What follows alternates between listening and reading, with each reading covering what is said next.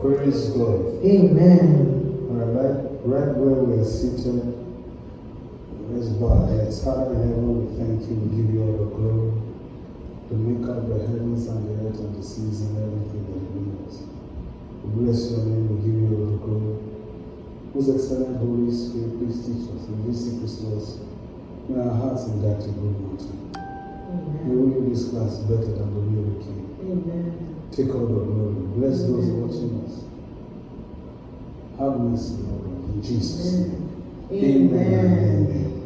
Praise God forever. Hallelujah. Champion, shout fire. Fire. Oh, Amen. amen. I want to thank the person of the Holy Spirit for the privilege to be here. Say thank you, Holy Spirit. Thank you, Holy Spirit. I also want to thank our Papa Joshua again. I say we love you, Papa. We love you, Papa. Now, yeah, praise God. Amen. So nice to see you. Amen. Praise God. Praise God. Amen. We also like to honor Dr. Lina. Dr. Lina, so good to see you, sir. Praise God. Hallelujah. Amen. And also our church in New Jersey, we also want to thank them for joining us. Praise God. Now, please turn your Bibles to Proverbs chapter 1. Proverbs chapter 1. Proverbs chapter 1. Proverbs chapter 1.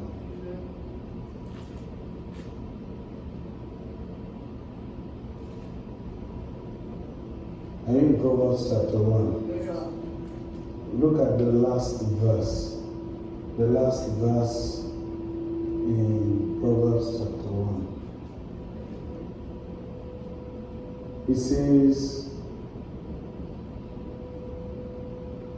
but whosoever, which means it doesn't matter where you come from. Whosoever means anyone. So here, God is not looking at your background. God is not looking at whether you are the child of a prophet, whether you are the friend of a prophet, whether you come from a wealthy family, or whether you are successful, whether you are black, white, whether you are Jamaican or Asian. He says, but whosoever hearkeneth unto me, whether you are a Christian or non-Christian. He says, but whosoever hearkeneth unto me shall dwell safely. And then he goes on to say, and shall be quiet from the fear of evil.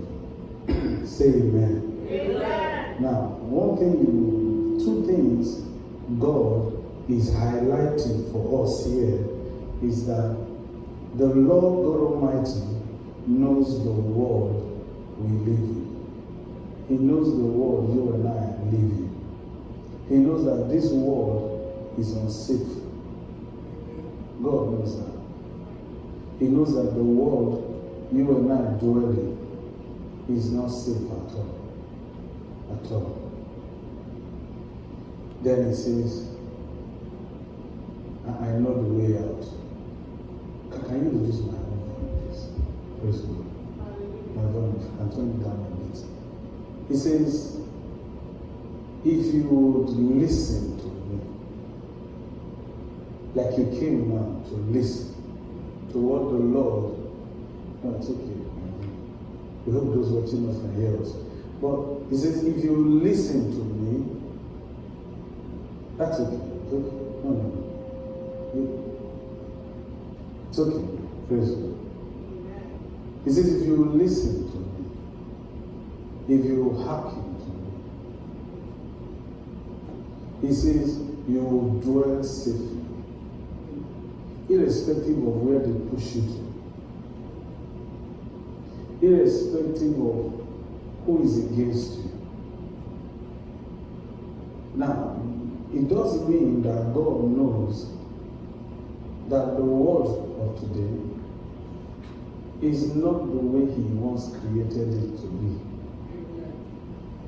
Things have changed. But let's see what changed. Because when God said, let us make man in our image, after our likeness, He said, let him have dominion over everything that moves upon the face of the earth. There was no indication whatsoever that the Lord suggested safety. Never. God didn't create man to be safe in the world.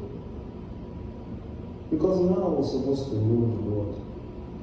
So safety was never considered in God's mind. Safety was never God's original plan for man. But now He's saying, if only you will listen to me, you will dwell safely. But the question you would like to ask God is, why are you bringing that now? Why are you saying this? You mean we need to listen to you to be saved? The Lord said you have to. He said if you must dwell safely, He didn't say pray. As good as prayer is. You know, some people pray and think because they have prayed, there is safety. Prayer is not a proof that you are safe. Prayer does not in any way suggest safety. Didn't Jesus pray? He prayed in the Garden of Gethsemane. Just after praying for 3 hours, what happened? They arrested him. So prayer is not a proof that you are safe. So I say, I know we are safe. In this house, I know we are safe. How do you know? Say, because we pray all the time. No. Prayer does not in any way suggest or guarantee safety. Not to any human being. Not to even a man of God. The Lord says, if you listen to me. Except now, the Lord told you to pray. Which is also part of what? Hearkening unto Him. But if He didn't tell you that, and then you pray, and you say, I cover this whole house with Holy Ghost fire. Lord, watch over us as we lay our heads to sleep. That does not in any way prove that you are safe. I mean, in Psalm 127 verses 1, Psalm 127 verses 1, it says, except the Lord builds the house, they labor in vain that builds it. Then it says, except the Lord watches over the city. He said, the watchman waketh, watcheth, but it's in vain. But then, He didn't even suggest safety. Just because God is watching over something doesn't mean that thing is safe. Do you know how many things God has watched see happen that He never did anything about? You think God didn't see the accident coming? He saw it, He watched it. You couldn't look at it because of the horror. He is used to it. He saw the horror and He was not moved. So when you say, oh God, watch over us as we travel on this flight, keep us safe, watch over us, that's not what gives you safety. Because you need to know this truth. You know, there are some people who blame God for things that God is not guilty of. So I'm not going to serve God again. I've been serving God, giving my offerings, and then my brother died. What kind of God are we serving? The one we're talking about. That's the God we're serving. Because you think it's the offering that guarantees safety.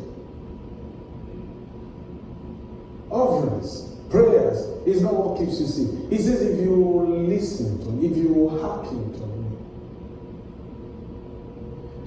this will tell you the kind of world you and I live in. The question, is the world of today the same as the one God created?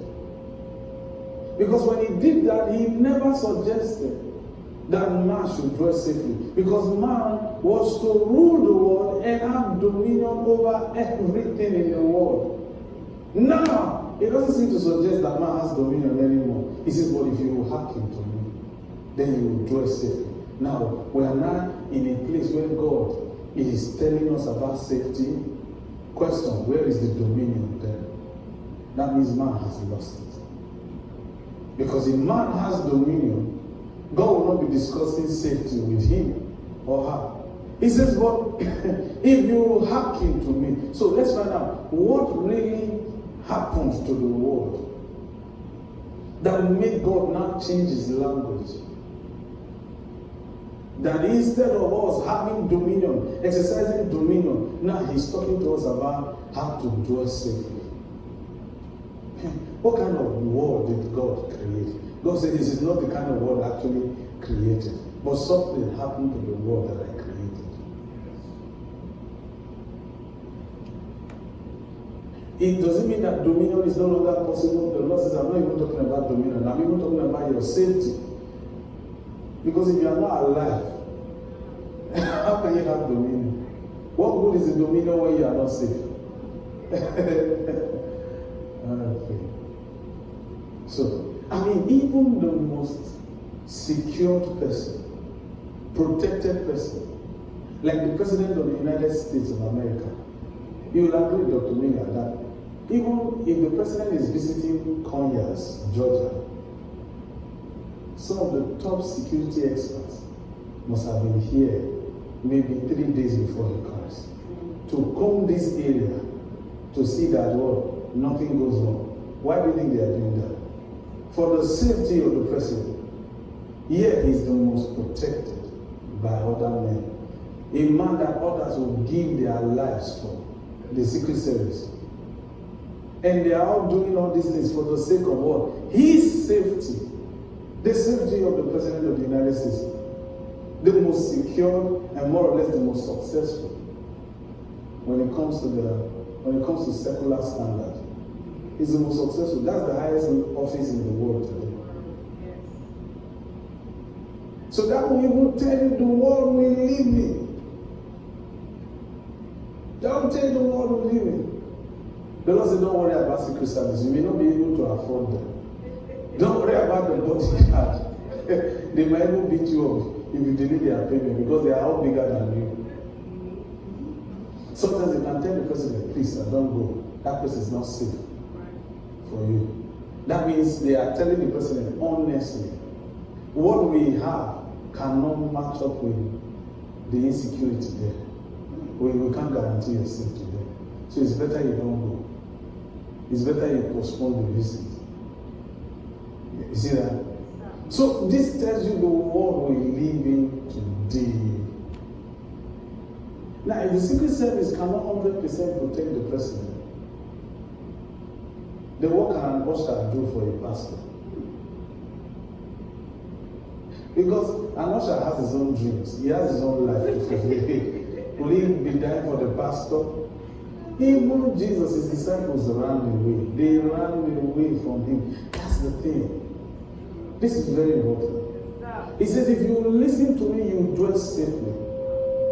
So, today we'll talk about financial insecurity, marital insecurity, job insecurity.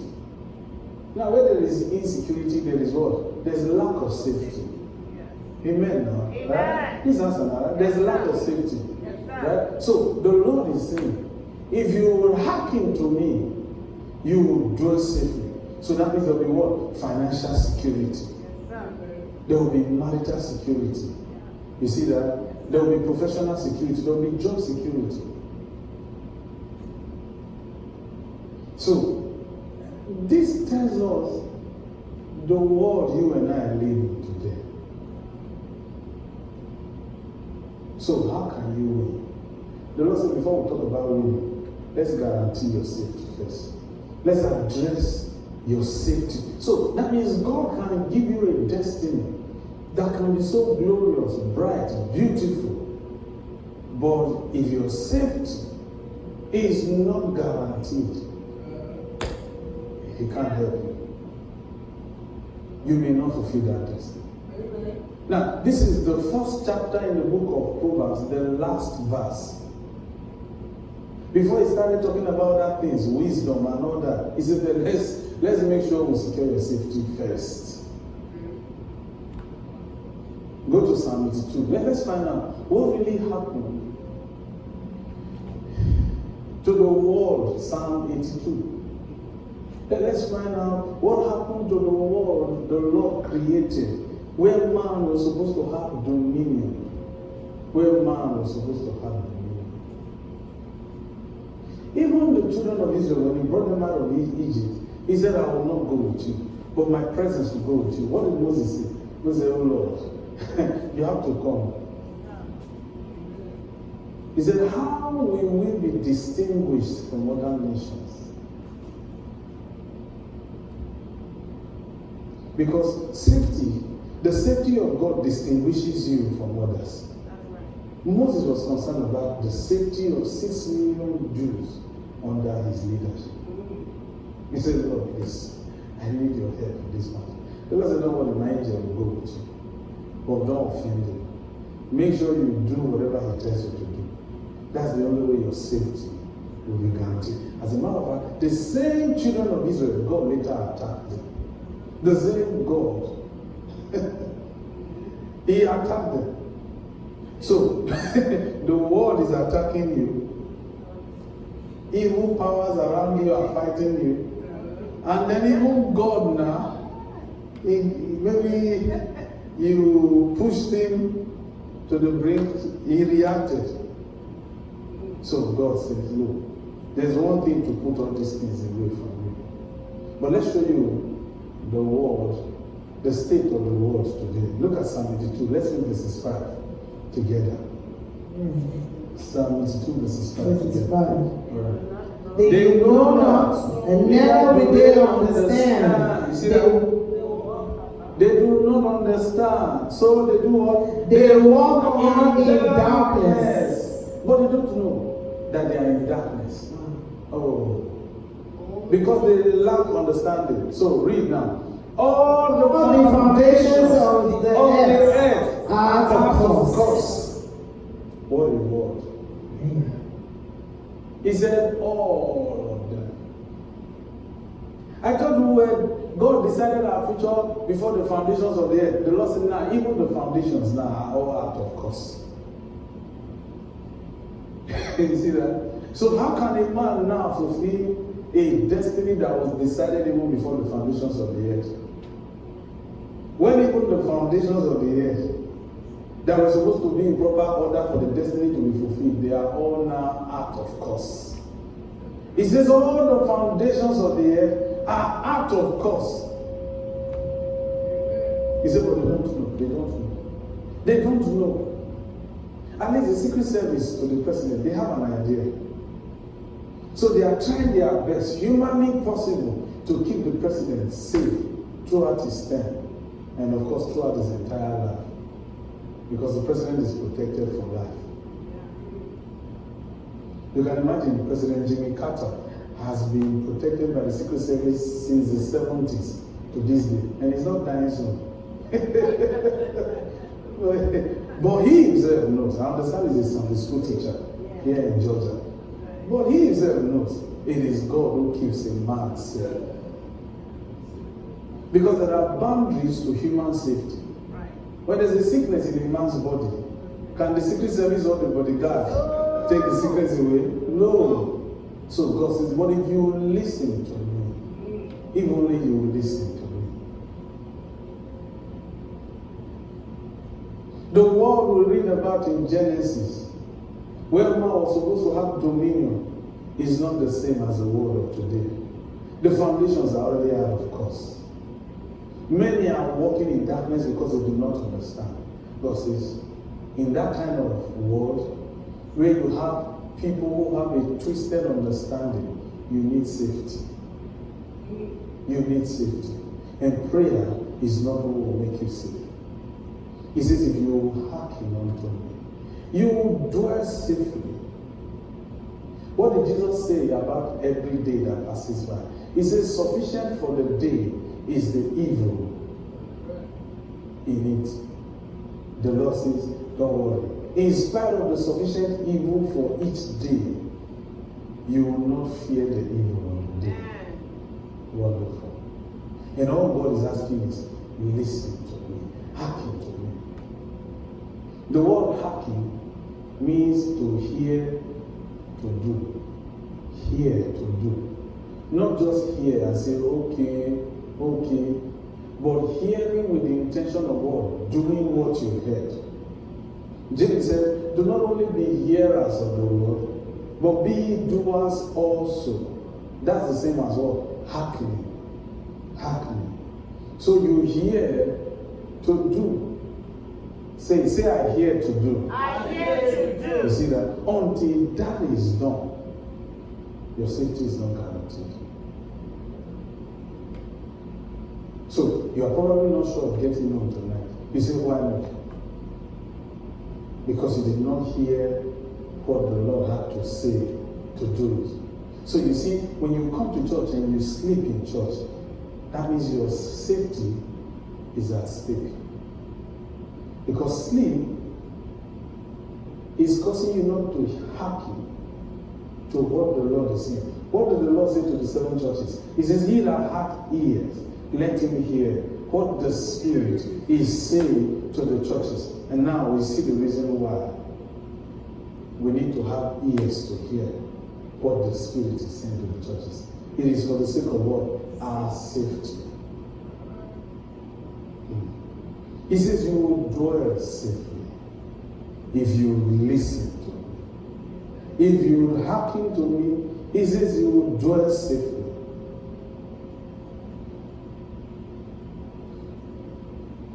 It's not something God is going to do for you. He says safety is already available only for those who hear to do whatever he tells them.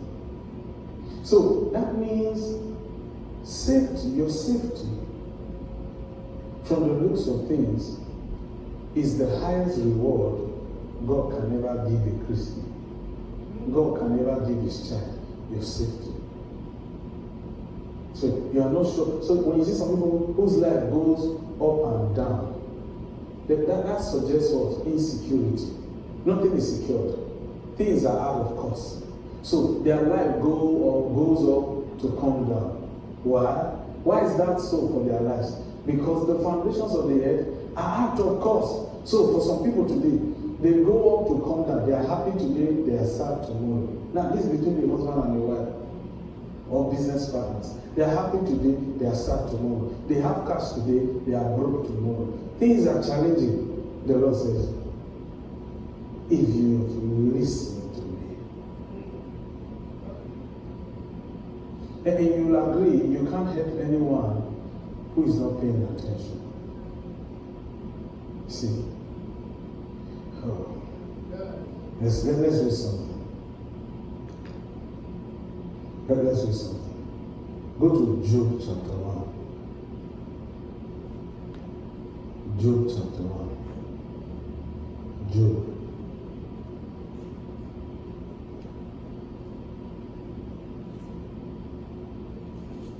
Job.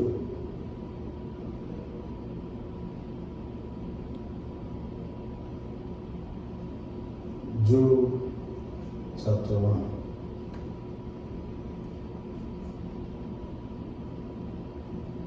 Job chapter 1. Please give us your attention, please.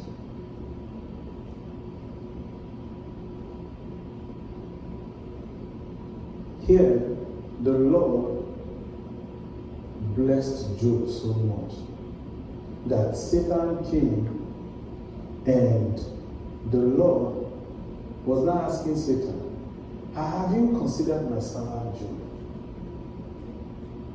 Now, something the Lord did before he ever discussed Job with Satan. before he ever discussed Job with Satan, the first thing the Lord did was to what? Secure Job's safety. He made sure Job was safe first. You see something now. The Lord, in verses 8 of Job chapter 1, and the Lord said unto Satan, hast thou considered my servant Job, that there is none like him in the earth, a perfect and an upright man, one that feared God and eschewed evil, refused evil. You see that?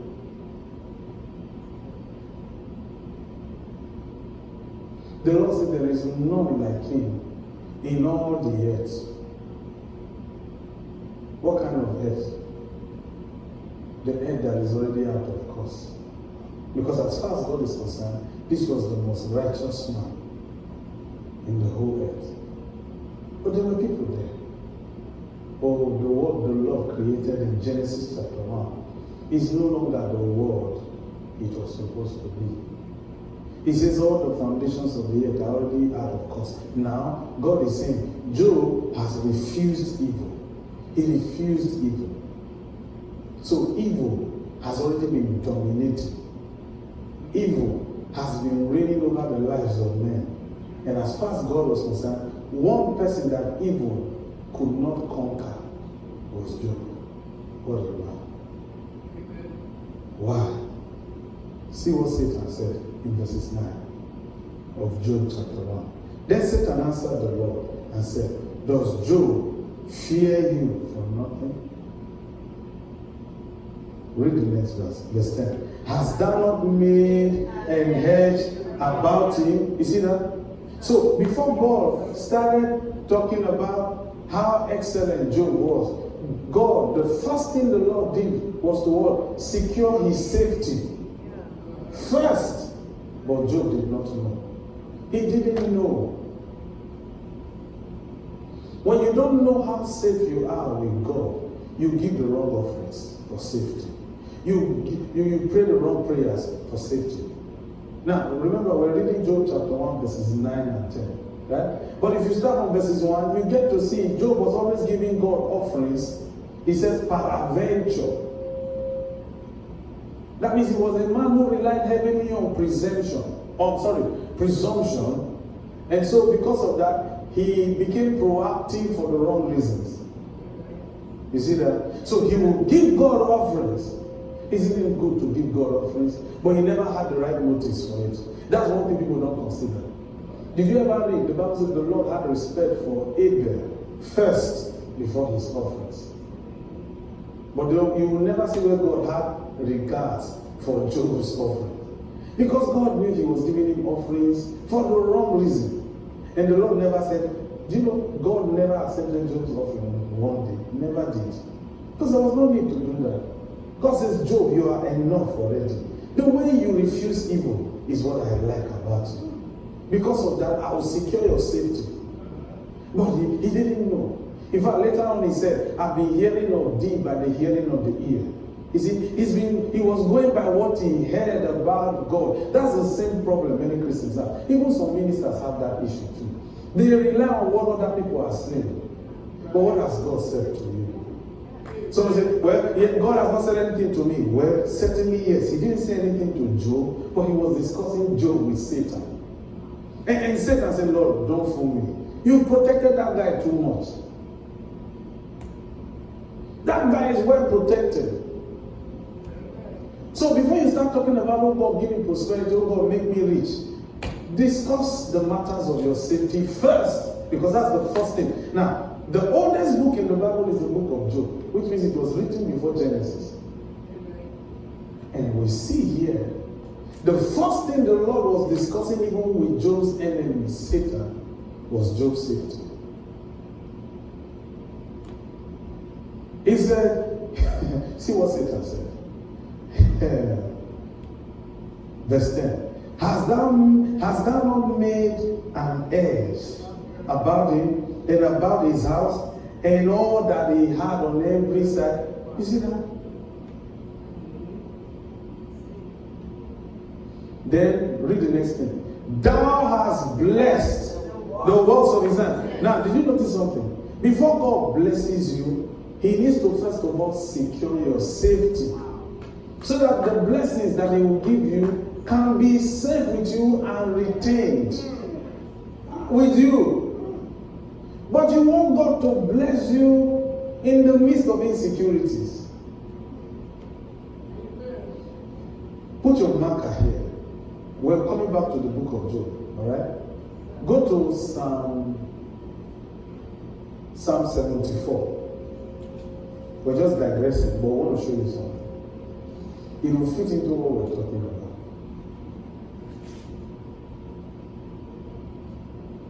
So a prophet can come and tell you, by tomorrow God is going to bless you. First of all, where do you live? Who do you have around you first before the blessing comes? What did the Lord say to the children of Israel when they were entering Canaan? The Lord said to Joshua, you know, I actually gave you Canaan. It's yours. I've already decided. He said to them, but I can't give you the whole land of Canaan in 1 year. He said, you know what? I'll begin to drive the Canaanites little by little. So while I'm driving them little by little, make sure you multiply. So all your wives must be pregnant. All of you must be married. You must be having children. The Lord said, I give you 1 year to increase. So that as you increase, then I'll be able to drive these people out. He said, but already the land is yours. But I will not drive the enemy away in 1 year. I can't do that. You are too little. Because the beast of this land will dominate you and eat you all. So God may have promised you something. But the first thing on his mind concerning what he has promised you is your safety. And we don't think of that. We will never think of that. We think about what our faith can bring you. Fine, your faith brought it, but your faith couldn't keep it. You see? Your faith couldn't keep it. Job here, we were not told he was a man of faith. Faith was not required here. But even Satan testified, the guy is the most secure person ever. I mean, what the Lord did for Job, the Secret Service have never been able to do it for any president. Even Satan testified of it. That's the reason for the demonic attack in the lives of men.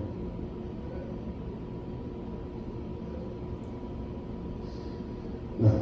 And this Job was not a Jew. He was a Gentile, not a Jew. God, and interestingly, God has never spoken to him. It was later when God spoke to Job for the first time. God has never spoken to him. So don't think you must hear God first to know that you are saved. Job had never heard God before. How did he know this thing that is written? God later told him, say, look at you, because he challenged God. He said, let there be an umpire between me and God. Let the Lord tell me my wrong. The Lord said, me, Job, they challenged me. I've always been on your side. You come to challenge me. Where were you when I created the heavens and the earth? The Lord said that. Well, where were you? You come to challenge me, Job. You think I'm your enemy? Satan, please come and tell me. Satan said that you were the most protected human being ever. Not even Jesus was that protected. Not even Jesus. But he didn't know. Satan testified, God, you did not only protect Job, you protected even his whole house, even when he married a fool for a wife. He protected everyone. His businesses were all secure. No one could cheat him. No one could cheat him. And you know, the people of his day hated him for that. Go to Job chapter 30. You see something. Job chapter 30. You see what Job said about the people of his day. They were all working for him. But they could not cheat him. He was well protected. Job 30. Right? Job chapter 30. Let's read verses 1.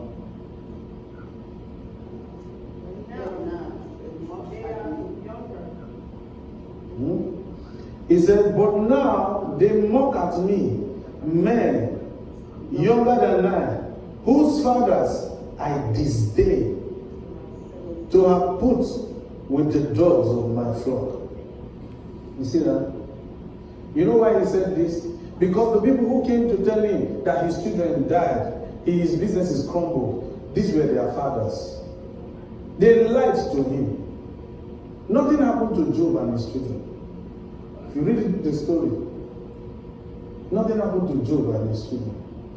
If you read the story, see, you believe what you have been told from the Roman Catholic. Thank God for the Roman Catholic. Because for you to see, you need to be blind first. Paul was blind first. Then Ananias came to open his eyes. So you needed to be blind. So thank God for the blindness the Roman Catholic doctrine brought to many of us in the church world. Paul says, but I've come to open men's eyes to see. Okay. Now, they lied to him. They were telling him his children, because the children were living in far places. They were not living around him. So he said, they came to tell him, we heard the Sabians. If you trace the Sabians today, they are like Russians. The Russians came. When did you see them? They said, no, I heard the sound. So I ran away. That's what the servant said. I'm the only one who survived. Only you survived. But really the context, nothing happened to Job's children at all. But he didn't know. He didn't know. Oh, he didn't know. And these people took advantage of what he didn't know. If you go to chapter 3, go to chapter 3 of the book of Job. Go to chapter 3, verses 25. Go to chapter 3. Read verse 25. He said, for the things that I greatly feared is come upon me. You see that? You see that? He said, even that which I was afraid of also came upon me. This was the most protected human being ever. But he was full of fear. He didn't know how well protected he was. You see what the Lord now said in Proverbs chapter 1? If you would listen to me, you will dwell safely. And you will never be afraid of evil. Job was always afraid of evil. But Satan said he's well protected. Job, you are well protected. We can't penetrate. He said, Lord, Satan, notice what Satan said. He said, you secured him first, then you now bless the works of his hands. See, it is not as if you married a bad man. You did not marry a bad man or a bad woman. It's just that that marriage was not secure. There was no safety for that marriage. So anyone could invade that marriage. That's why today the man looks bad and the woman looks evil. And both don't want to see each other. But they are nice to other people outside. But they hate each other. There's no safety. We need to start understanding this thing. The first blessing God will give you is safety. It's safety.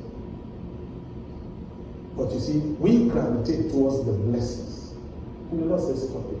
In fact, look at Genesis chapter 12. Go to Genesis chapter 12. Genesis chapter 12. We told you prayer is not what keeps you safe. We told you that, right? Not prayers, not offerings. Right? Okay, now look at Genesis chapter 12. Read verses 1 to 4. He says what? Now the Lord had said unto Abraham, saying what? Get thee out of your country, and from thy kindred, and from thy father's house. Wait. Why? Why do you think the Lord was telling him that? Leave your country, leave members of the family, leave your relatives. Safety. There's no point blessing you here, sir. Because if I do, it will not last. It will not last. See what the Lord said next. And go to a place that I will show you, then what? And I will make of thee a great nation. I will make you a great nation. And I will what? And I will bless and I will bless you. You see that? Safety first before the blessing. Safety first before the blessing. So where there is no safety, there's no blessing. God will never bless a man who is not in safety. Not that God hates you. God knows the world we live in. He says all the foundations of the earth are already out of course. Already out of course. Have you not seen some churches today where even the ushers now isn't walking, talking? The pastor is preaching, they are looking around to see everything is safe. In the church, I begin to wonder, why are they doing this? They want to keep the pastor safe. They can't. Interestingly, there would have been no need for that. So, anybody can just stand up and grab the pastor. See, that's what I was saying. If you listen to me. So, if the pastor is preaching and is listening to the voice of the Lord while he's still preaching, he knows where not to go to in the auditorium. He knows where not to go to. He doesn't need secret service anymore. He doesn't need secret service anymore. Because the Lord can say, don't go there. There's somebody there who will be gone. There's somebody who can stab you at that corner. God says if you listen. The thing is, we don't listen. So, for somebody to tell you you don't listen, what does that suggest? It means that someone is already talking. And it means that you can hear who is talking, but you don't think what the person is saying means much to you. That's the trouble in the church today. For Job, there was no one to even talk to him. God never spoke to him at this time. But he was safe. He was safe. All he did for God were based on the things he heard about God. And God blessed him. God said he refused evil. The guy was not like evil.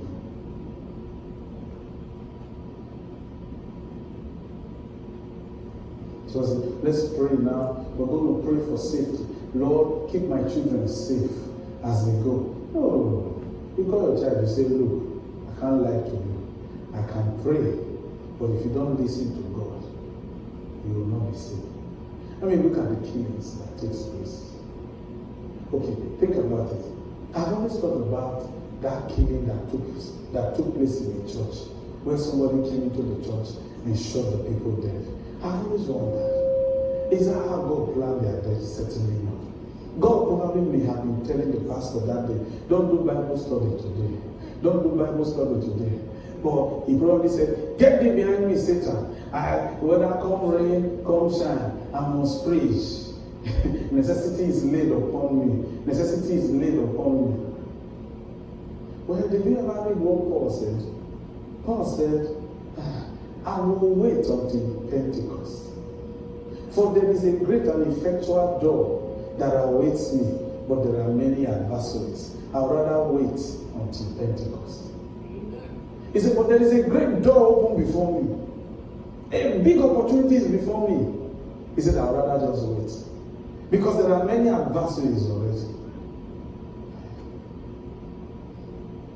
Paul says we were delivered to beasts, even to lions, but the Lord delivered us. Which is why we know he will deliver us again. Amen. Safety is a blessing. It's the highest blessing God can ever give a human person.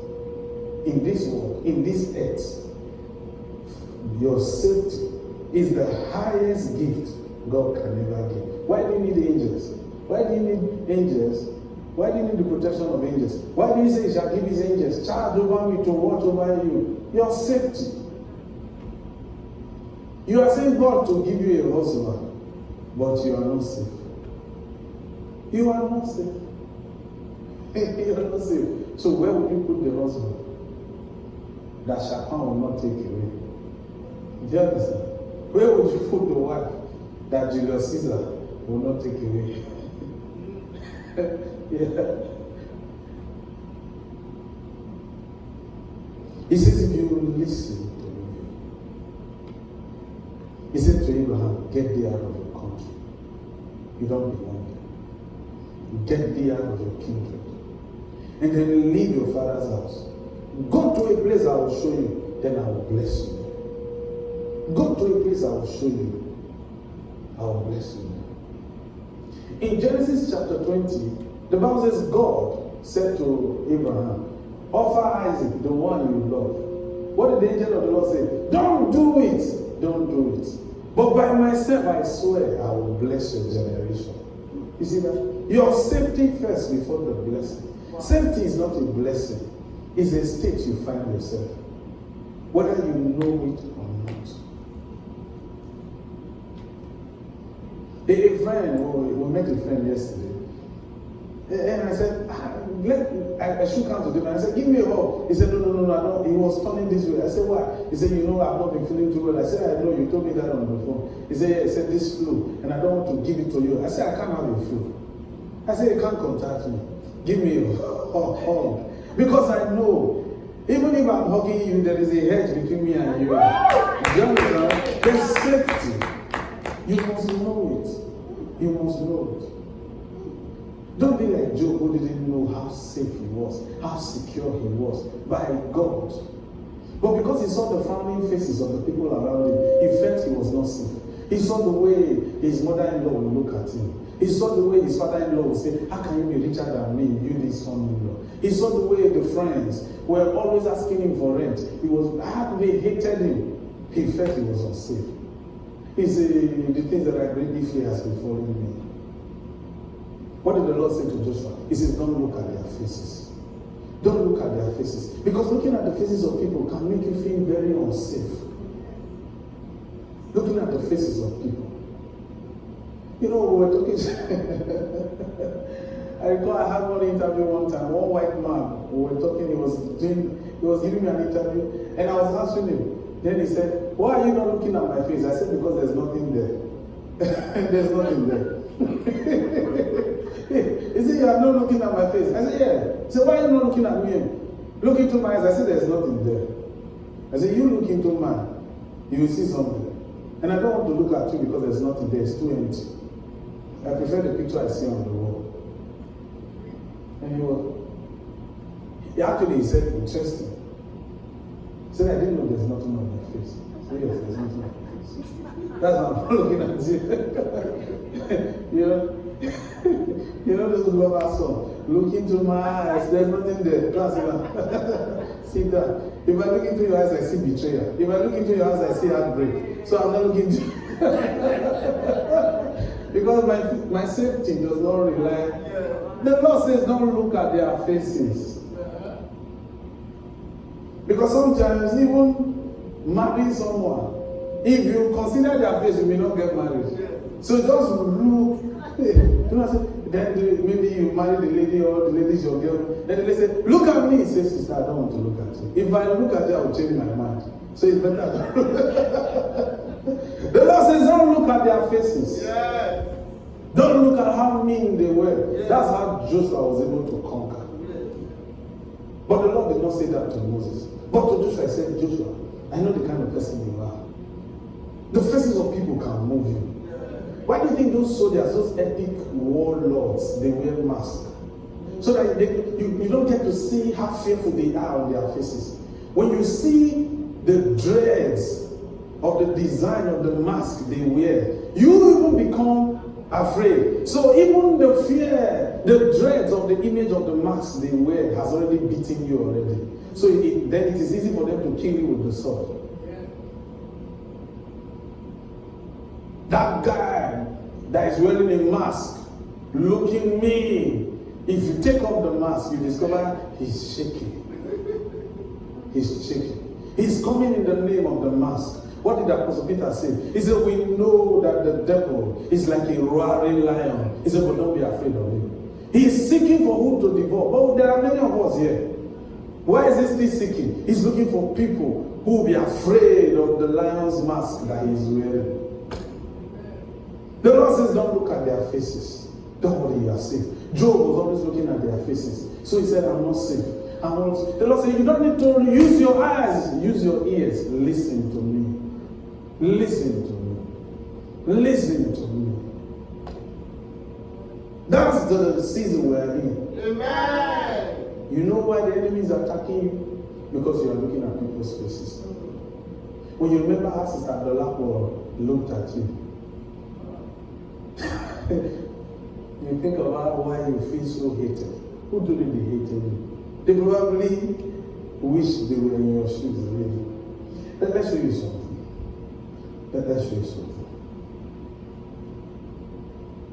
That's why the Lord said to Adam, who told you that you are naked? Who are you listening to? Who told you? Who told you? I Adam, I never created you to be this stupid. I never created you to be this timid. Let's see the first thing. God told Adam, did you do what I told you not to do? He said, the woman you gave me custody. The Lord said, it's not the woman. This is what happened. Genesis 3 verses 17. Let me tell you what happened. Adam, you are lying. Adam was the first person who told the first lie. He lied against his wife, the woman he was joined to. He left father and mother, cleaved to this woman, and lied against her. So be careful of the one that is cleaving after you. They can easily lie. He said, I was afraid because I heard your voice. And because he was afraid, he did what? He told the first lie. Job said he was never saved. That was a lie. Meanwhile, Satan said you were the most secure person.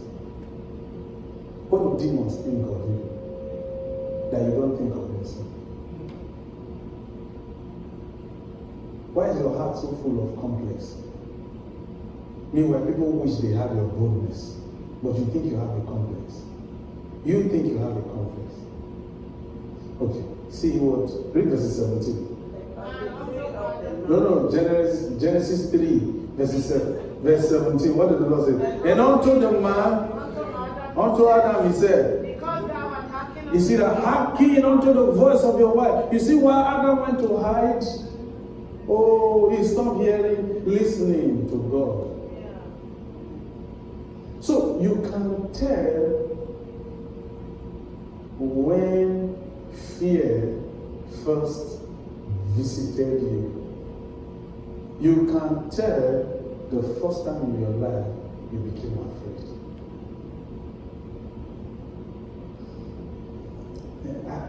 I used to use this Android phone, and I got this case for it, very beautiful case. I could put it here on my side, I could just hold it, and recall one day, we were on Clinton Avenue in Newark, in New Jersey. And it's a place I pass every week. Even in the darkest of the night, pass there. But one day I was just passing, one afternoon, by the McDonald's. Somebody came and said, hey, be careful how you hold your phone. Somebody can snatch it from you. So I said, oh, thank you, sir. Thank you. So I started keeping the phone.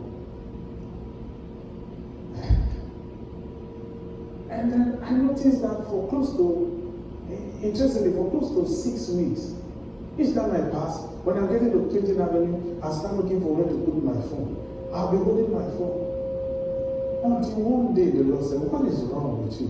Has anyone ever stolen from you before? I said, no, but that man, remember the man I spoke to? The Lord said, so you allow him inject fear with words in you. You see that? But I thought I was being wise. I thought I was being obedient in listening to his counsel. Doesn't that sound nice? To listen to the wise counsel. To this day, no one has ever stolen my phone. So all the effort of trying to see how to protect my phone was useless. So I said, Lord, please forgive me. So I brought up my phone. Sometimes even when people greet me, I will wave with the phone. Yeah. The Lord said, you hearkened. You hearken to the voice of your wife against mine. Can't you see? You are hiding now. You are no longer safe anymore. Oh.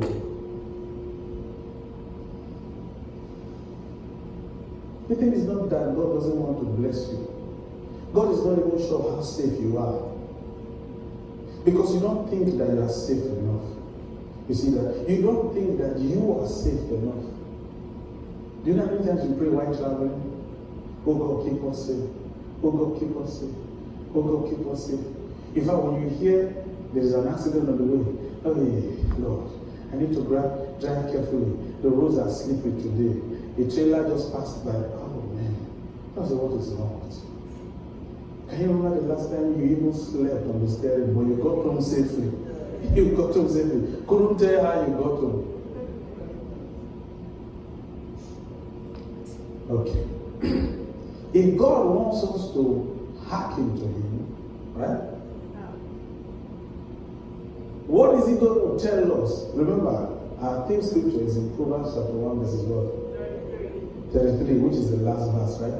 It says, whosoever hearken unto me shall dwell safely. Okay, so if God wants us to hearken unto him, what does he want us to hearken to?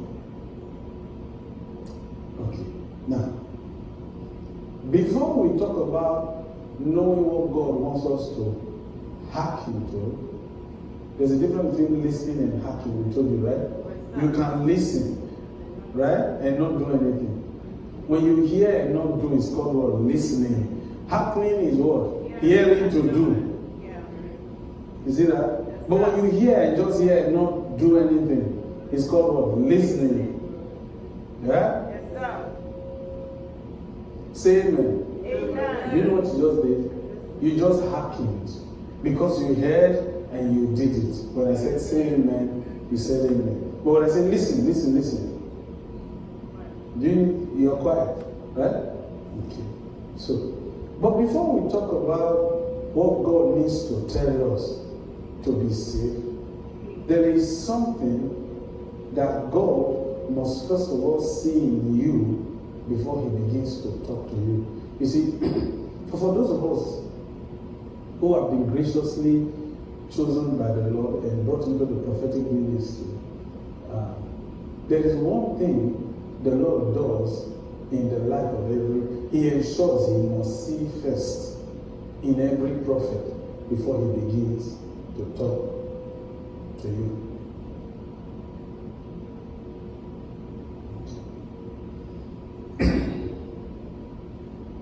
First of all, don't write, but just listen to what we want to tell you.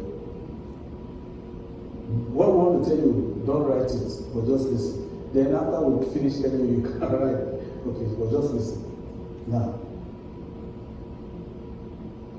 I know of a prophet of God that when he's coming to the service, before he comes to the service, he has seen everyone in the service, either the night before or 2 nights before, what they will be wearing, what their names are, so he will write it in his diary.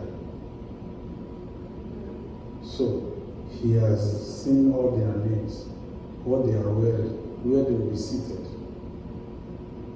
He will atomize it because he saw the angel of the Lord leading him who to prophesy to. So he will write their name. So while after preaching, he can say, let's worship. I know him very, very well. So he said, as we're worshiping, he will now open his notes. He will look his diary. He will look at all the names. Then he will keep worshiping. He has already seen everything. And he has seen all of them. The people, he has seen all of them already, where they are. Yeah, that's true. This one was very blue tie. This one was, yeah. That guy at the end, yes, he's number 6. Okay. After listening to this people, I'll go to number 6. He has seen everything. So it's easy for him to flow. Okay.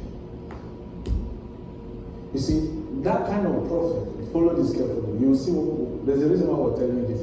That kind of prophet, you can make all the noise you want in the service.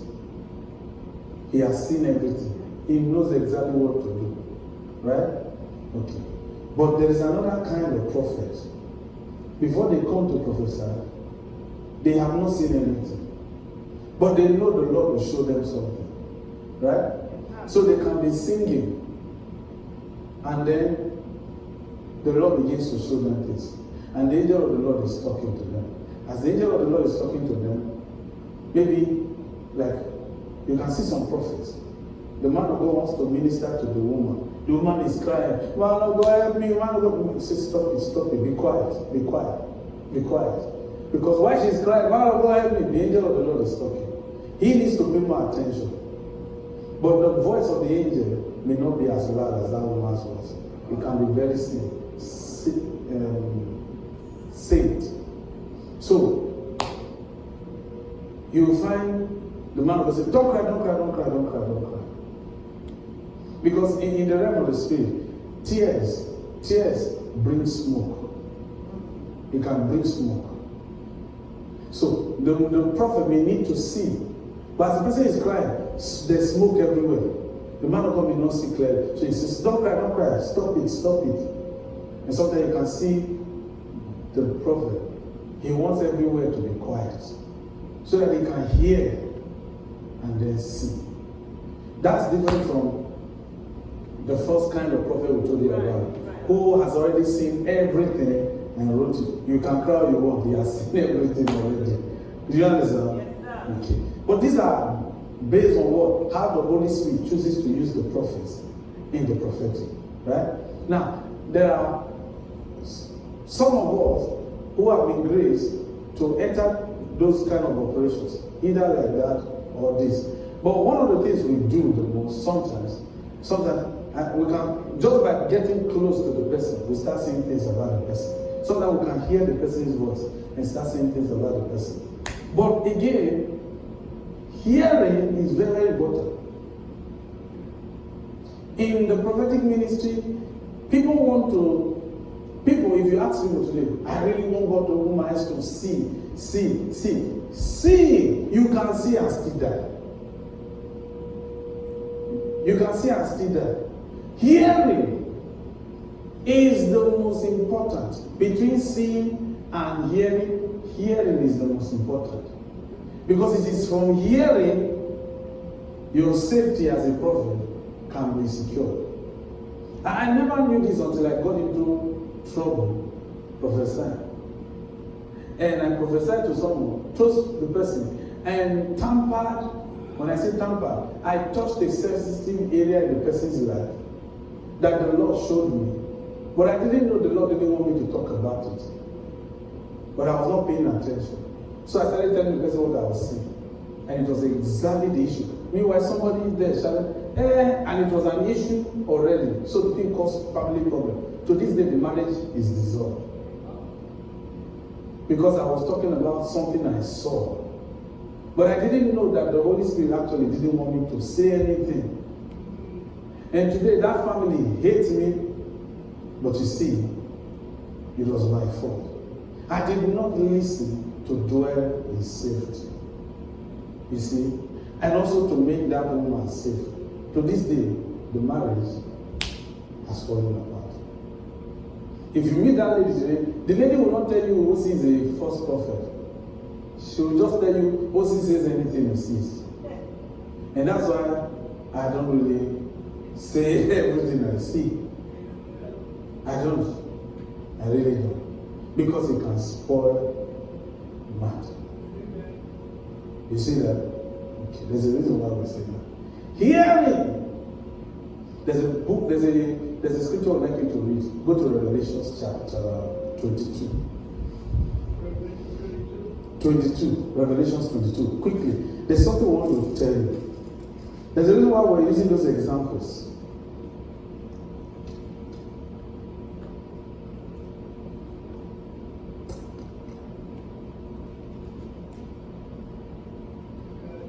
Okay.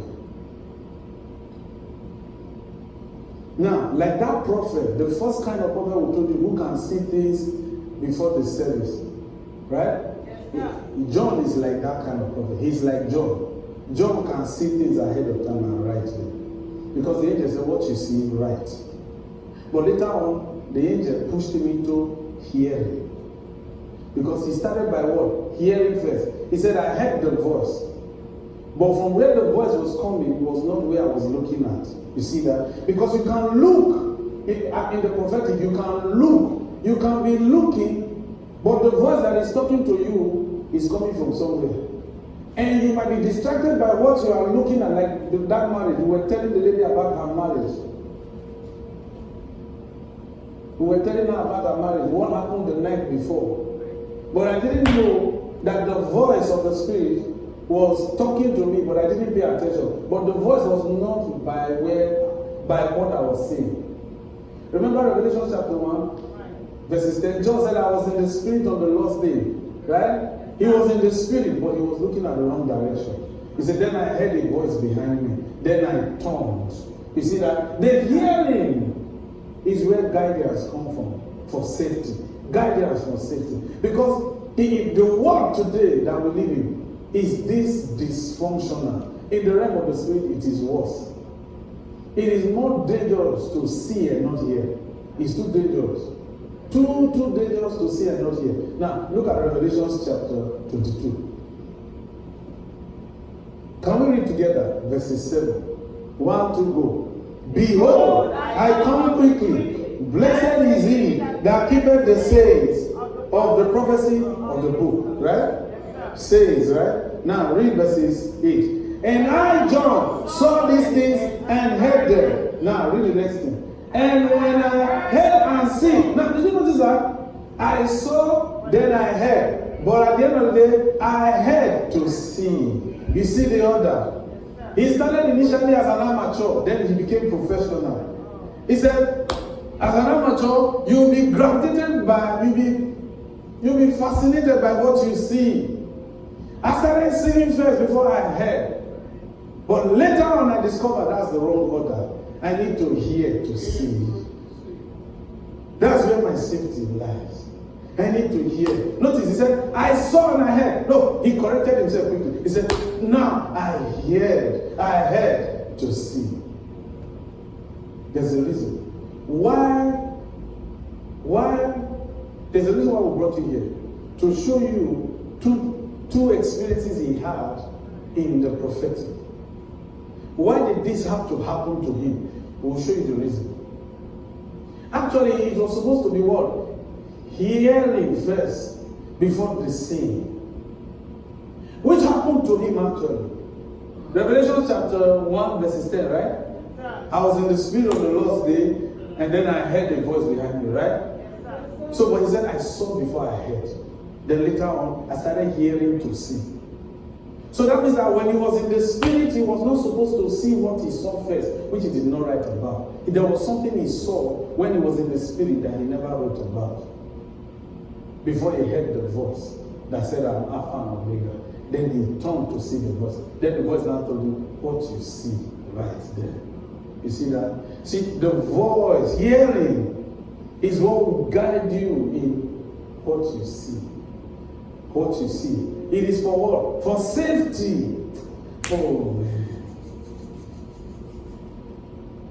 Because the man can look this good. But if you hear what the Spirit is saying about this man who looks good, he will not marry him. But the man can look good.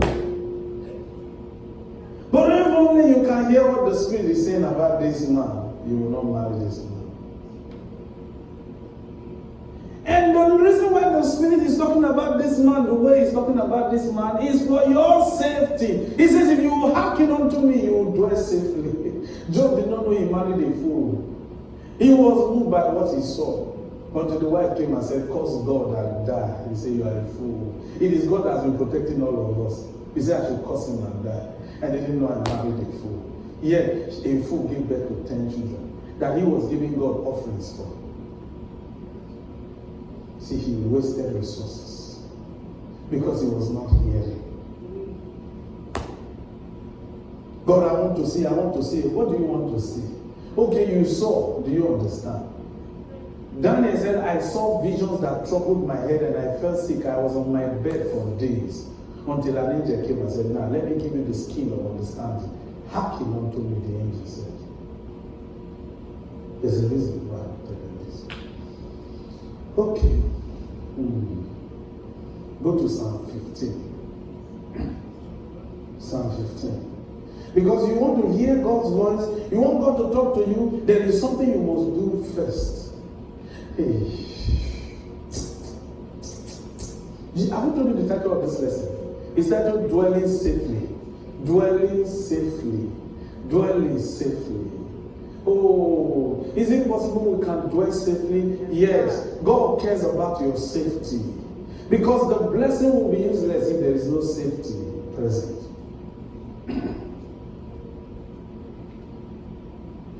Hey.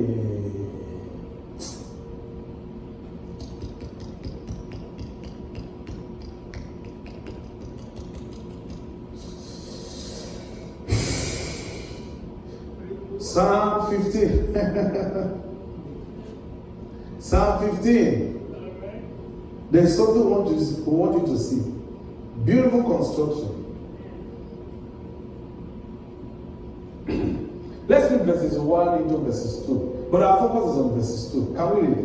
1, 2, go. Lord, who shall abide in thy tabernacle? Who shall dwell in thy holy hills? Now, he that walketh uprightly, and what? And walketh righteousness, and speaketh the truth in his heart.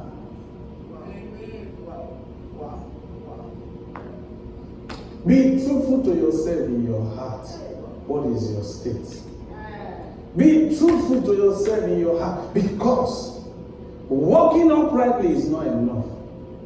Walking, doing the works of righteousness, preaching, encouraging, helping people, being of service to many, as good as that is, carrying out the various forms of ministry. He says if you don't speak the truth in your heart, you can't dwell in God's tabernacle.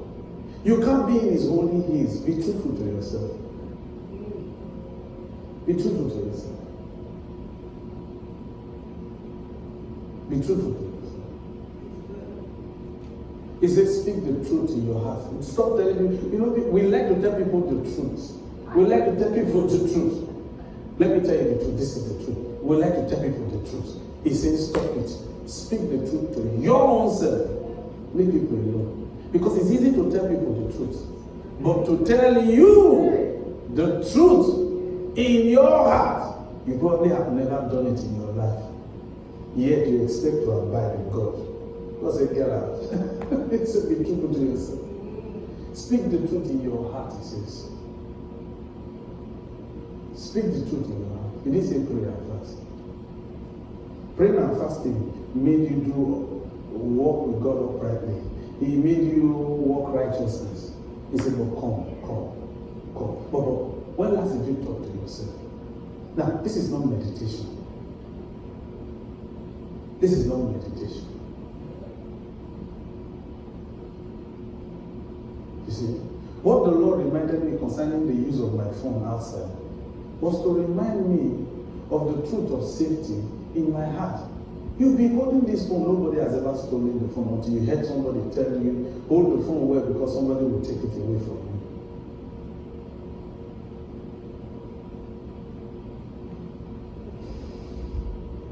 you. You know there are some things you can't say to yourself. Have you ever used this expression? Or have you ever heard people use expressions like, I don't want to talk about it. Amen. Have you ever heard people say, if you want to say something to them and say, I don't want to talk about it. You know why they don't want to talk about it? Because that's the truth to their heart. They don't want to discuss it. They don't. Then how can you dwell in God's tabernacle? If you can't dwell in God's tabernacle, how can he speak to you? How can he speak to you?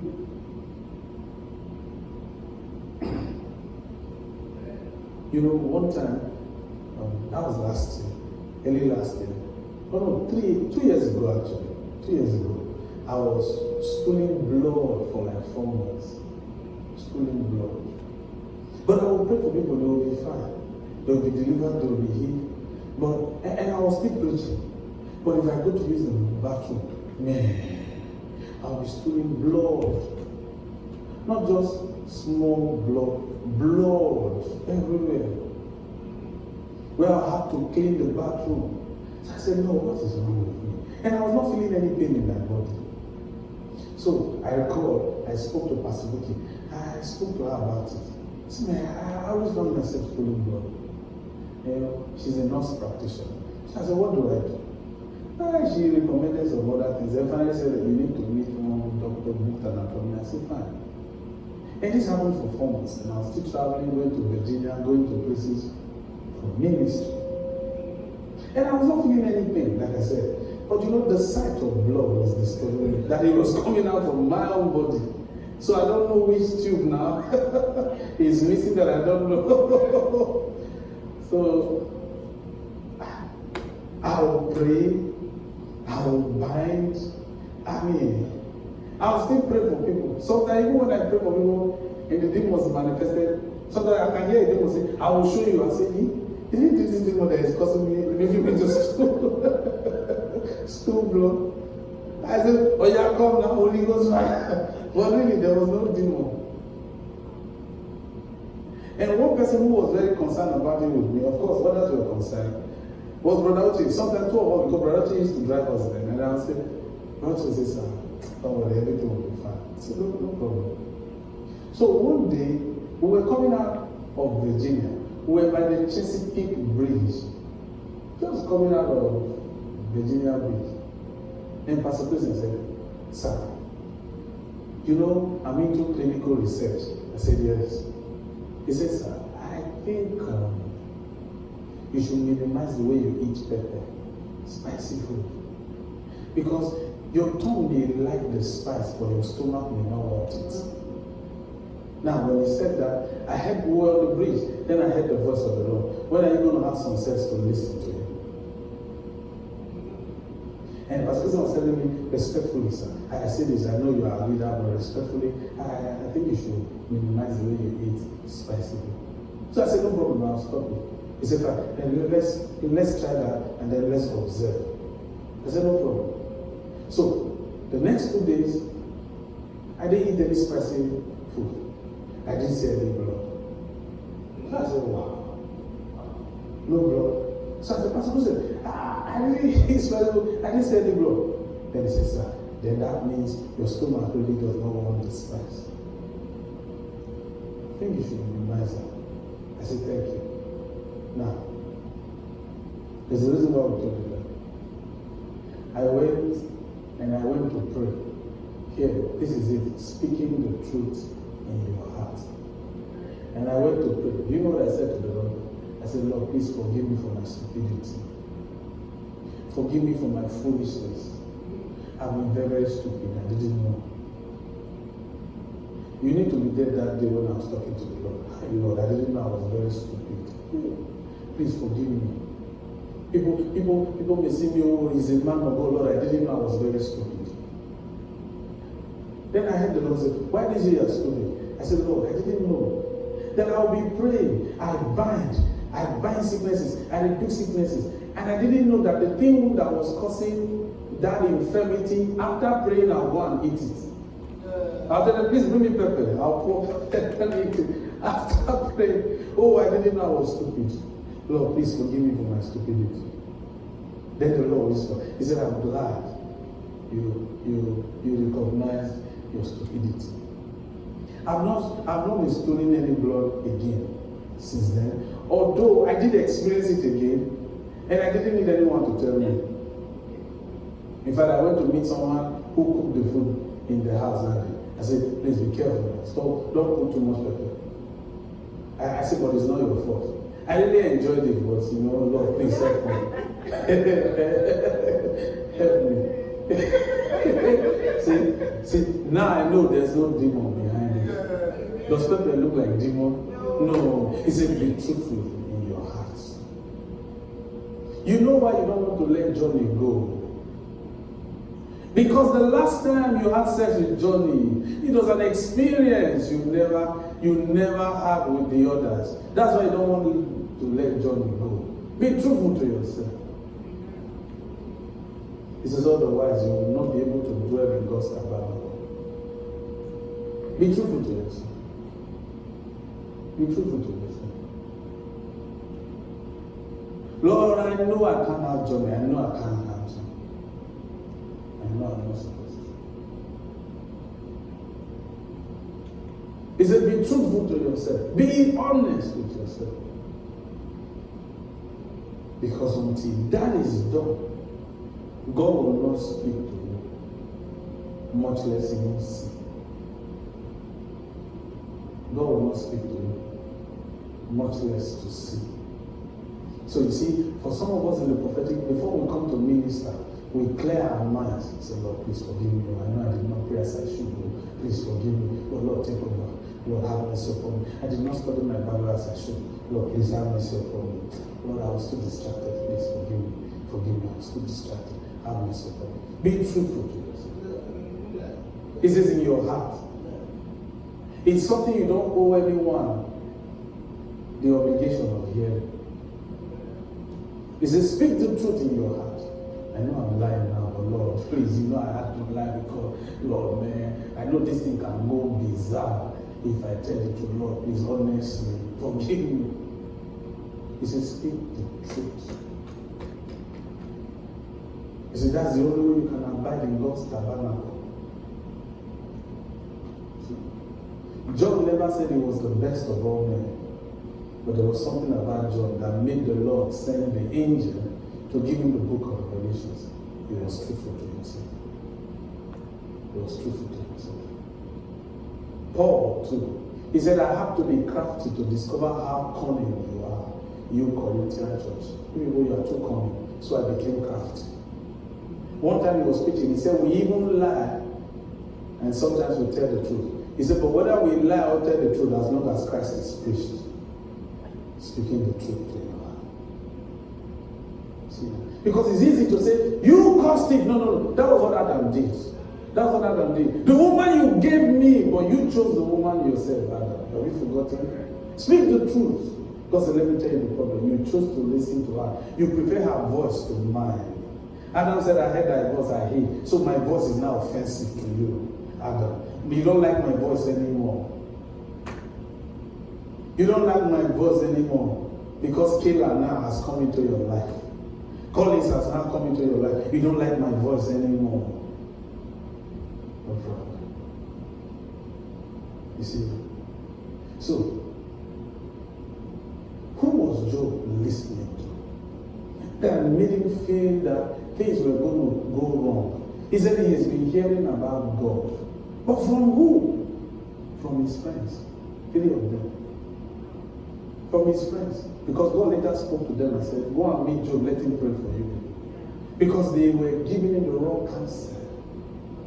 They were always telling him, go ahead, do this, give God offerings. So your daughter had a boat cruise the last time to Russia. Give him boat cruise, give an offering. No, be truthful to yourself. Why do you want this person to be a member of your church?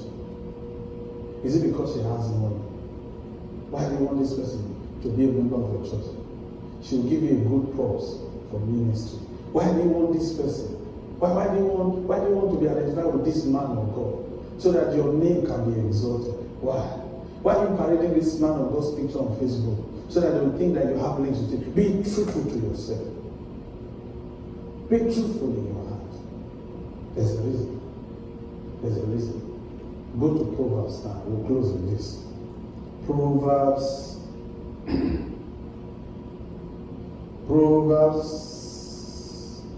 chapter 15.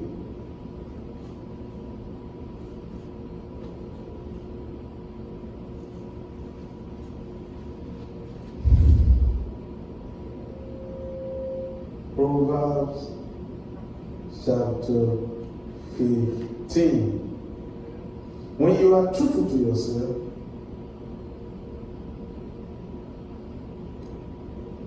what will it produce in you?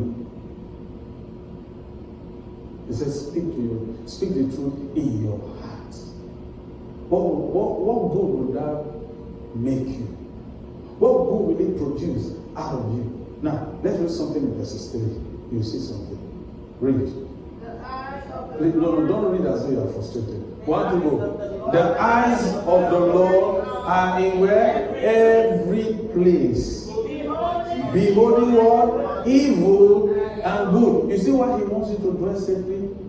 But now, like we said, when you speak the truth to yourself, what will it produce? Read the next verse now. A wholesome tongue is a tree of life. You see that? A wholesome tongue. Is a tree of life. You know what it means by wholesome? When you read Proverbs chapter 4, verses 20 to 23, it says, my son, give attention to my words. Again, for your safety. Incline thy ears unto my saying. Right? Keep them before your eyes. Let it not depart from the midst of your heart. For what? For they are life unto those that find them, and medicine, right, to all their flesh. The Hebrew word is mape, M-A-R-P-E, accent over the E, mape. Mape means curative ability, right? Now, the word wholesome is also the word mape, right? So it will read what? A mape tongue, right?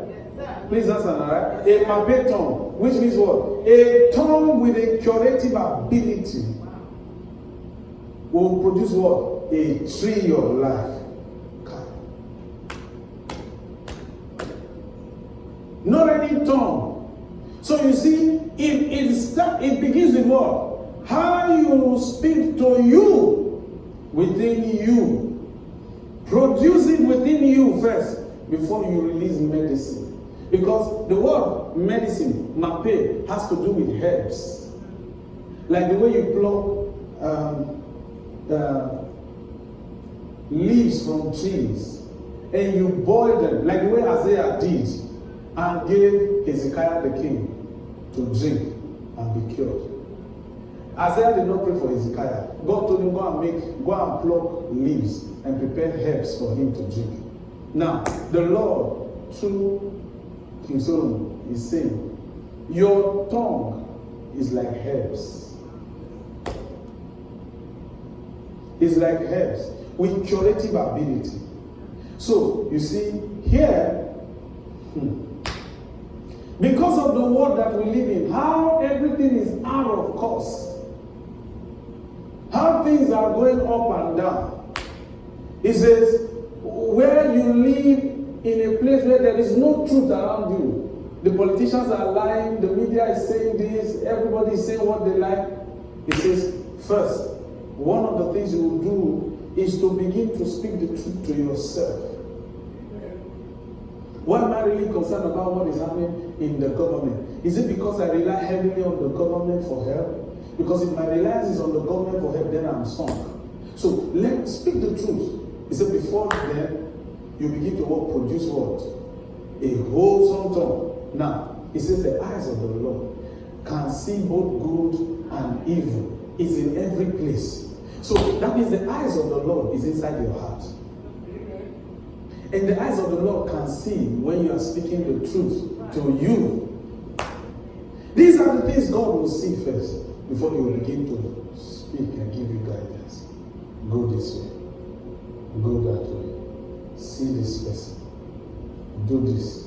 We think prayer does it all. As good as prayer is, prayer does not do it all. What prayer does, you see, now many of you are wearing shoes, right? Please answer now. You are wearing shoes, right? Now we believe that before you finally put your leg in the shoes, you took like a napkin, a rag to clean your shoes. Please answer now, right? Or maybe you didn't. I did. Yeah? I love you, sir. You say you did. So I did for mine. Sometimes I can be in a hurry. I will even use the same stockings that I'm going to wear. I just, but there's a reason why we're saying that. What is the intention? To make it what? Clean so that it can do what? Shine. Please answer now, right? Yeah. Shine. But notice, you have to rub it, right? Yes, now, that's what prayer does to your soul. Your prayer life polishes your soul, your mind, your will, your emotions. It's a polish, really. God does not necessarily need to answer your prayers. He sees everything. But your prayer helps what? Polish your soul. Right? That's what prayer does. But the real thing now is your ears being open to hear what the Lord has to say and to do it. Think about it. In conclusion, think about this. Can you think about something? Can we think about something right now? Please answer that. Can we think about something right now? Including those watching us. We hope they can think about this. Think about Noah. Say Noah. Noah. Who built the ark, right? Yes. How did he know it was God talking to him? How did he know? What if it was a mistake? And do you know how long it took Noah to build the ark? 150 years. What if it was a mistake? What if it was a mistake? He was so sure that the Lord was the one talking to him. Why? He was always truthful within his heart. He was always truthful to himself. As long as you are truthful to yourself, it's easy to hear God. It's easy to hear God. It's not prayer and fasting. Those of us in the prophetic, ask anybody, they will tell you it's a quietness. You see, when you speak the truth, there's a quietness within you. At that point, you begin to hear God. What if it was a mistake? What if Joseph and Noah said, God, you told me, Lord, you told me to build the ark. And the Lord said, I never said so after 150 years. Now, there's a reason why we're telling you this. Do you know many things you thought the Lord told you to do that you did, you've been doing it for years, only for you to realize that God never told you to do it? Daddy Kennedy again told the story of how he was pastoring for 12 years. Recorded success actually in his pastoring. Until the Lord visited him and told him he never told him to be a pastor to begin with. After 12 years of pastoring. And he was seeing the victories, pastoring. Thank God for Noah. Thank God for Noah. That Noah heard right the first time. What if it was a mistake? And ministers came, laid hands on Daddy Kennedy again, senior, prayed for him, and told him God had called him to be a pastor. And he pastored for 12 years, only for the Lord to finally speak to him for the first time. And he heard God say, I never called you to be a pastor to begin with. So what voice did he hear the first time? The voice of other men who were ministers. That's why they said, who told you are naked? He said, the woman you gave me, God said, no, you chose to listen to her. That's why you ate. Don't blame her, you chose to listen to her. Who are you listening to? One day I asked the Lord, I said, why is it that the people, our people, even our leaders, why are they not really excelling as they should? Yeah, we preach sun up, sun down. The Lord said, because they don't like to listen to you. They prefer to listen to other men of God that I did not call to lead them. But say, but just keep preaching. Some people will hear you someday. Don't worry, I'm bringing new people who will hear you. So I said, really problem. He said, keep preaching. Keep preaching. That's what I said. Imagine. He said, imagine if Daddy Kennedy was Noah. That means that Daddy Kennedy would have built something else.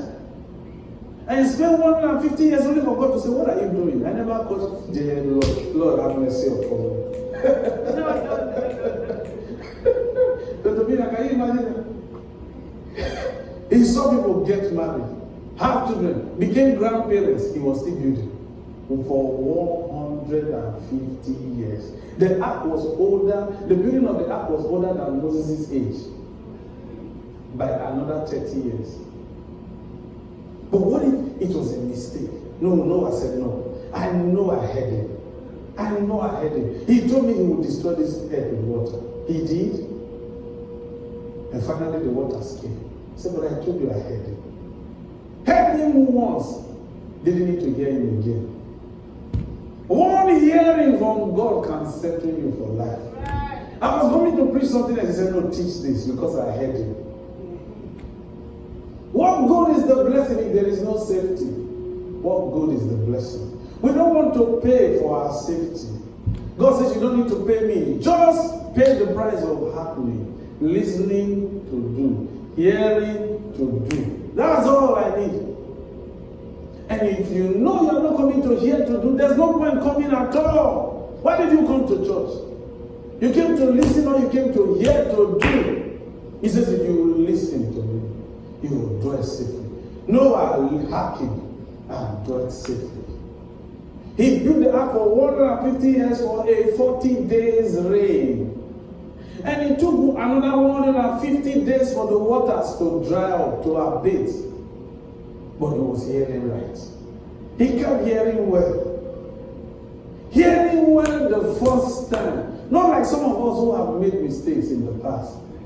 I can't lie to you, I've made mistakes in the past. I've made many mistakes. And sometimes I thought it was the Lord. The Lord said, no, I didn't tell you that. I said, yeah. Please forgive me for my foolishness. At the point I started asking the Lord, are you sure? The Lord said, what do you mean? You still, does it mean that by now you still don't know my voice? I said, yeah, I know you very well. He said, so why are you asking me if I'm still sure? What is wrong with you? You already know me. Like you know your friends. I said, I do. Imagine me asking Pastor, are you sure? Are you sure you are pursuing this? The Lord told me, he said, that's how it sounds when you ask me, are you sure? When you know I'm the one talking to you. Then I told the Lord once, I said, Lord, do you know why I always ask you, are you sure? The Lord said, I'll be glad to know. Why do you always ask me, are you sure? I said, Lord, because I have one concern. The concern is about you. The Lord said, what did I do? I said, you didn't do anything. It's just that something I read about you. And then the Lord said, what is it you read about me? You know the Bible says, to the merciful, God will show himself merciful. Right? To the pure, God will show himself pure. Then he now said to the crooked, God will show himself crooked. Then the Lord said, yeah, it's true. He said, so what is your concern? I said, Lord, you know I've been crooked sometimes. The Lord said, well, I'm glad you acknowledge that, but I'm not crooked with you. I could be. Sometimes I've been tempted to. The Lord told me. Sometimes I've been tempted to be crooked with you because you have been crooked sometimes. He said, but I'm not. Because I called you. See here. I said, Lord, that's why sometimes I ask you, are you sure? Because sometimes you can play. You can play with it. Is that not what the Lord did with Samuel the seer? He said, pretend you are going to give me an offering so that King Saul will not kill you. Ooh, hearing the first time, right? Noah heard the first time. If there's one glorious thing Noah did, he heard the first time right. And he was safe. He and his family were the only people who were saved from the waters that drowned the whole earth.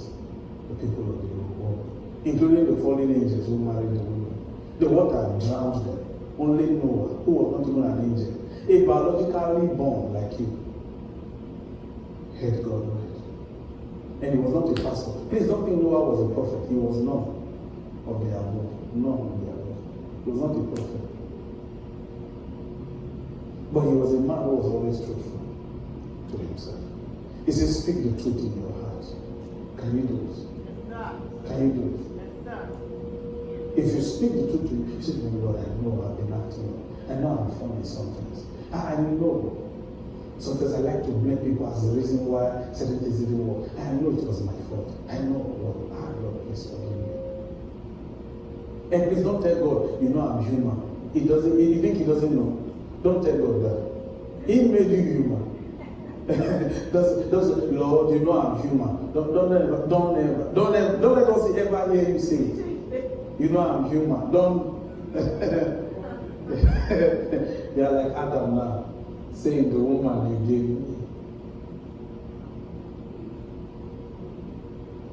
me. And please,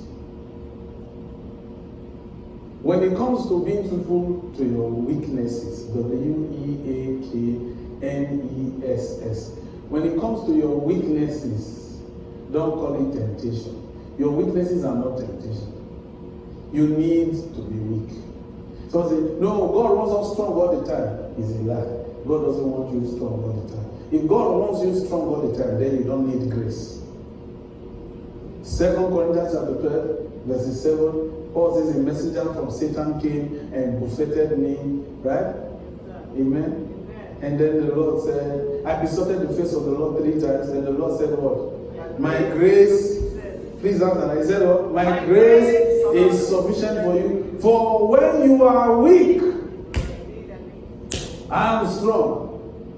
God says, I need you to be weak so that I can show my strength. Right? And if you are strong all the time, then you don't need grace. You don't need grace. Because grace is for your weaknesses and then also to help others in times of need. But if the grace has not worked for you first in your weaknesses, how can you help others? You see, so be truthful to yourself. Lord, I know Shakwan is my weakness. I know, yeah, Lord. That's why I'm running away. Elijah knew why he ran away from Jezebel. He was not pretending. all of us, we can presume whatever we want to presume about Jezebel. Only Elijah and God know why he ran away. But I have an idea why he ran away from Jezebel. I have an idea. And God never queried him for running away. God only asked him, what are you doing here? He was in the wrong place. But he was in the wrong place and angel was giving him food to eat. Being in the wrong place, he was still being fed by an angel. See how much God loved him. Well protected. Yet he was in the wrong place. I'm a success forevermore. I'm a success forevermore. Say I'm a success forevermore. Except you don't believe you are. I am a success forevermore. Now, you know what? One thing the Lord told me to add is anytime you say I'm a success forevermore, also say I'm prosperous forevermore. Yes, Say I'm a success forevermore. I'm a success forevermore. And I'm prosperous And I'm forevermore. prosperous forevermore. Yes. Oh. I'm a success forevermore. And I'm prosperous forevermore. I dwell in safety. I dwell in safety. Because I hearken unto the Because Lord. I hearken unto the Lord. Yes. So Sister Suzanne, you didn't remember to pray before we took off. You said, I know we are safe. Say why? Because I always listen. Yes. I always obey instructions. I'm safe. That's why sometimes when you see some ministers today, you ask them, oh, who is your spiritual father? I just believe God is my spiritual father. Really? But why did he say I'm the God of your fathers, Abraham, Isaac, and Jacob? That means you should have a father. The reason why you need a spiritual father is because that's the instrument through which the Lord will speak from, to talk to you for the sake of your safety. Now, if you're in ministry and you have no spiritual covering, one who can talk to you and tell you, do it this way, do this, do that, then there's no safety. Because the enemy knows that's the secret of safety. Like we said, Satan told God, Job is too safe. He's too safe. Let's make him unsafe. Oh man. Say, I dwell in safety. I dwell in safety. Say it. Listen, do you know the things you have planned for the future? What if you never live to see it?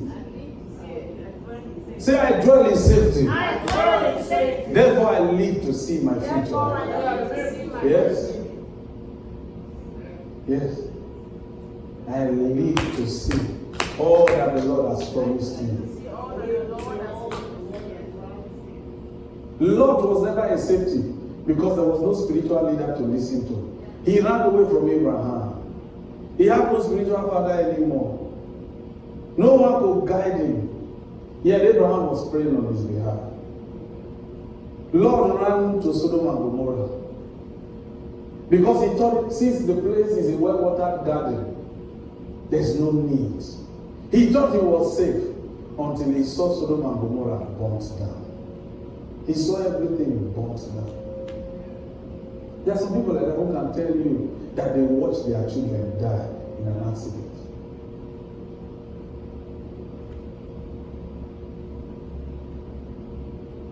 Where was God? He says the eyes of the Lord sees evil and good. He said, but the curative tongue will become a tree of life. So God is looking at us to see whether we carry what? Curative tongue. Yeah? Be around those whose words carry medicine. Yes, sir. People whose words carry medicine. People who genuinely mean well for you. Who can tell you what the Lord wants you to do. And you will know because you will see the evidence of safety. You will see it. Safety can be seen. Even demonic forces can see it. Satan said Job is too safe. Hi. Today, how many Christians can say they are more safe than Job? They don't know it. Thank God we know now. Amen. Yes, I know. See, Dr. Miller, you can go to bed today and always knowing that you are safe. Right? Because you came to church and you are hearkening to the word of the Lord. You know wherever your children are, even your grandchildren, you know they are safe. For your sake. Yeah? For your sake. They are safe. You see why you have to be alive for their sake? Till when they get a hold of your message. So that they can continue their safety. There's safety. There's safety. Maybe you don't mean it, but there's safety. It's available because we live in a world whose foundation is out of Christ. Talk to the Lord. Talk to the Lord. Lord, I've heard your word today. Now I know I dwell safely. Listening to your sermon, even as you sent him to minister to me, I know I dwell safely. I know I dwell safely. I know there is no fear in me. I know there is no fear in me. I know I cannot be poisoned. I know I cannot be poisoned. I know I cannot be poisoned. I know I can't die in an accident. I know gunshots cannot kill me. Yes. Yes, I can't die now. I will never be displaced. I will never be dispossessed. Safety is mine. Even Satan and the forces of darkness always testify of how safe I am. I dwell safely. Yes. I dwell safely.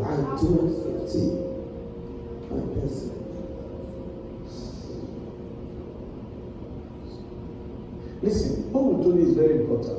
See, I want to close, but the Lord told me to tell you one more thing. Do you know how unsafe Jesus was? How unsafe?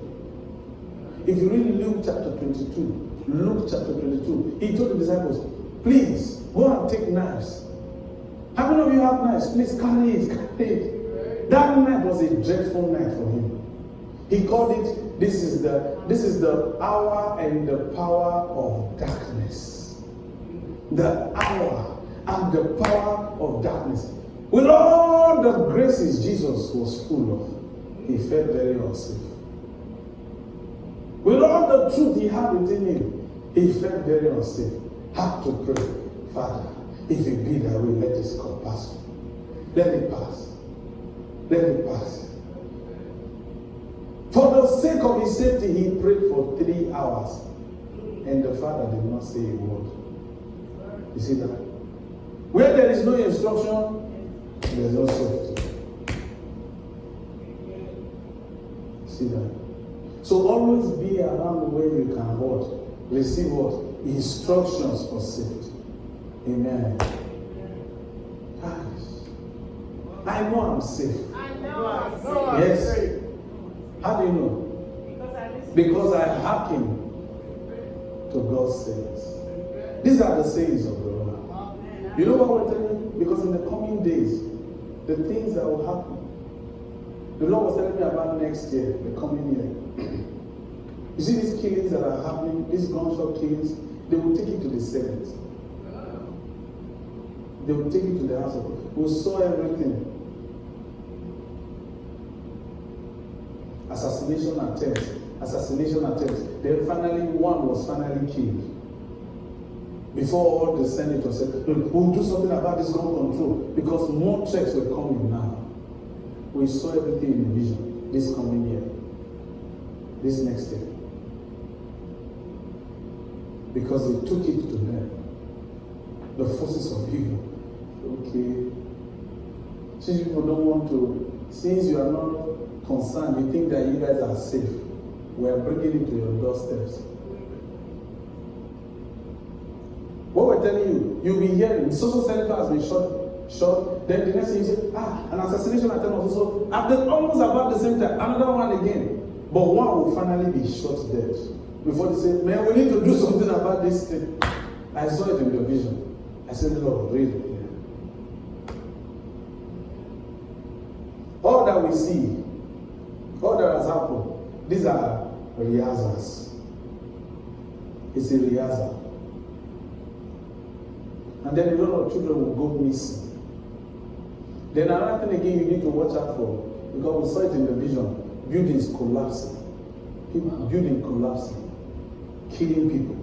Building will just suddenly, the walls, the side walls will just suddenly give way.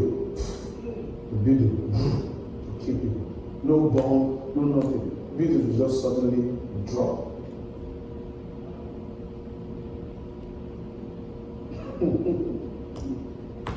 But I dwell in safety. Yes, sir. Yeah.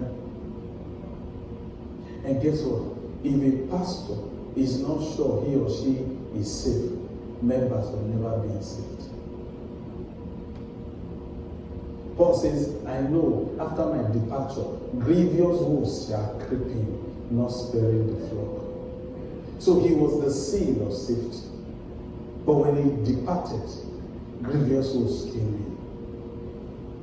No grievous wolves amongst my flock. No. See. May God make you all the seal of safety wherever you go. From this day forward. Mommy, why should I listen to you? He said, because in listening to me, in doing what I tell you, you will find safety. You say that to your child. They will not be hiding things from you. Maybe your partner says, why should I listen to you? You say, sir, I know you are the husband, but if you listen to me, you will always be safe. Why should I listen to you? I know I'm your husband. If you listen to me, you will be safe. That's it. You need safety. Don't joke with this thing. Because in the days to come, you're going to be hearing things around you. Alright? You're going to be hearing things around you. And of course, you're going to see, because as we're talking, you see suicide is on the hike. Where every two days on the news, you'll be hearing of suicide. And the reason why these things are happening, you see, and you will see, with some of the people, they will write notes, they will write suicide notes, and they will say that they felt unsafe about themselves, so they decide to take their own life so that they can be safe in the grave. You see? Say, but I dwell in safety. I dwell in safety. Yes, sir. You see, when you are going home tonight, you see safety has come. When you are visiting a friend, say, I bring safety to your home. Aye. See, we should have a new language. When you walk into the mall, you know, people today are afraid of going into Walmart and some of those places. So now you say, I bring safety here. You can say it under your voice. So as I walk into the store, I bring safety. You can even say it in your car before you step out. Say, Father, as I step out now and I walk into that building, into that office, I bring safety. For my sake, we are safe. Make it your consciousness. Amen. Say, because I bank with this bank, there's safety in this bank. Can't you see the stock market? Just this last week, see what happened? Insecurities everywhere. That's why this message is very important. Before you start looking for which stocks to buy, know which one, whose voice you need to hearken to first. Leave the investor and tell him, you see, all the while you've been talking, does not work. See what is happening in the market. So no, let me go and see. Let me seek the Lord's counsel. For King David to go to any city, he will always inquire of the Lord. Should I go or should I not? Should I? Why? For the sake of his safety. How about you? King David is not an American. Did not go to school. Has no social security. You have all of those. With the best army in the world. And you feel very unsafe. No, I dwell in safety. I dwell in safety. Because see, listen. You know why we're telling you this? Once your safety is guaranteed, you don't need to pray for blessings. Job did not pray for blessing. Satan said you blessed him when you kept the hedge around him. What is God going to do with all the blessings? He doesn't need it. He doesn't need it. He is waiting for you to be ready so that I can give it to you. Say, I dwell in safety. Say, Lord, you can trust me with your blessings. I dwell in safety. I dwell in safety. I dwell in safety. I dwell in safety. I dwell in safety forever. I dwell in safety forever. I dwell in safety. Say, my children, they dwell in safety. Helpers of my destiny, they dwell in safety. I dwell in safety. Wherever I go, the people are safe for my sake. In my state, they are safe for my sake because I live there. My city is safe because I live there. My state is safe because I dwell there. Oh, I dwell in safety. The airport is safe because I go to the airport. Yeah? The train stations are safe because I visit there.